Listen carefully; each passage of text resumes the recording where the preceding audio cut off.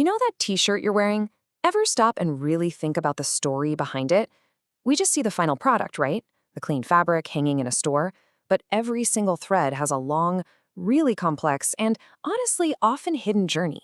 Today, we're going to pull back the curtain on one of the world's most important commodities, cotton. It's such a simple question, isn't it? But the answer is, well, it's anything but simple. We're going to trace the path of cotton from a single plant in a field all the way to the global marketplace. And what we uncover along the way, it might just change how you look at your own closet. So let's get started. So our journey kicks off in a country that's an absolute titan in the global cotton industry.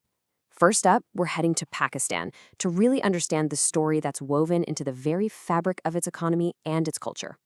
To say cotton is important to Pakistan, well, that's a massive understatement. It's literally the backbone of their biggest economic sector. It employs millions of people and basically shapes the nation's trade with the entire world. So just how powerful is it? Think about this number for a second. 60%. When you combine raw cotton and all the finished textile products, they make up about 60% of Pakistan's total export value. This isn't just a crop, it is the engine driving the whole national economy. And this chart really puts their global standing into perspective. In 2023, Pakistan was the fourth largest exporter of cotton on the planet. Yeah, it's behind giants like China and the US, but its slice of the pie is incredibly significant for the global supply chain. And this connection to cotton, it's not new. This quote here really highlights the deep, deep history it represents. Cotton's been cultivated in the Indus River Valley for something like 3,000 years, earning it these amazing nicknames like white gold that just scream how valuable it is. But, being a powerhouse comes with some incredible challenges. This chart is a total roller coaster of production. You can see these insane dips, like the one in 2022-23, where production just plummeted by nearly 40% because of devastating floods. And then you see these amazingly resilient but really tough comebacks. And all that volatility has very real-world consequences. For the small farmers who are the absolute foundation of this industry, one bad year can be totally catastrophic.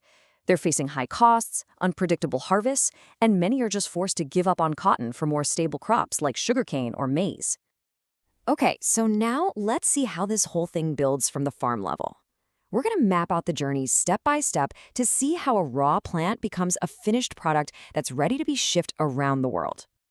So, on the surface, the supply chain looks pretty straightforward, right? It starts with a farmer, then it moves to a gin to get the seeds removed. From there, a spinner creates yarn, a fabric mill weaves it, a manufacturer puts the final product together, and finally, it hits the retailer. Looks pretty clean and organized. But that neat and tidy flowchart, it hides a much more complex reality.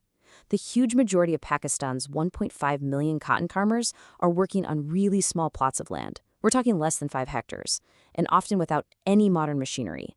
The journey really begins not in some big industrial operation, but with the manual labor of countless smallholders.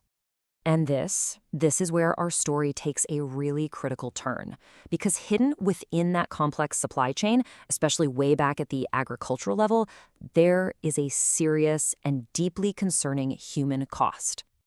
According to recent estimates, about 2.26 million children between the ages of 10 and 14 are working in Pakistan, and a staggering 70% of them are in the agricultural sector, where cotton is, of course, a major crop. And it doesn't stop there. The Global Slavery Index estimated that in 2023, over 2.3 million people in Pakistan were living in conditions of modern slavery. This includes something called debt bondage, which is a system where laborers and even their families are trapped, working on farms just to pay off a loan. So you might be wondering, how is this even possible? This slide reveals a critical problem, the enforcement gap. On paper, Pakistan has strong laws.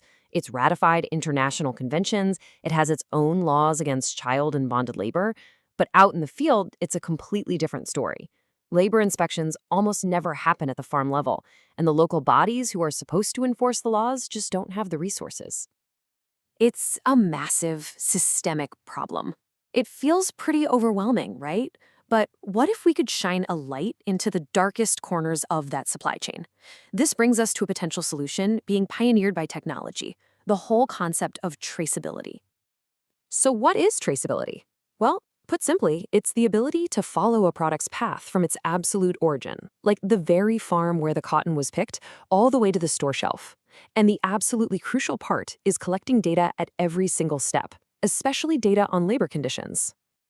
And this isn't just some theoretical idea. The Global Trace Protocol is a project funded by the U.S. Department of Labor that is actively building a tool to do exactly this. In fact, they're piloting it in Pakistan's cotton sector right now. The project's goals are really clear and pretty ambitious. The tool they're building needs to be user-friendly, it needs to be effective at actually verifying labor rights are being protected, and it has to be affordable enough for everyone to actually use it. The whole aim is to give brands and suppliers a trustworthy way to prove their supply chains are clean. Which brings us right back to that first question we asked. The journey of our clothes is filled with immense economic power, incredible human resilience, and some really profound challenges. Technology like traceability offers us a path to transparency, but it leaves us with one last, crucial question to think about.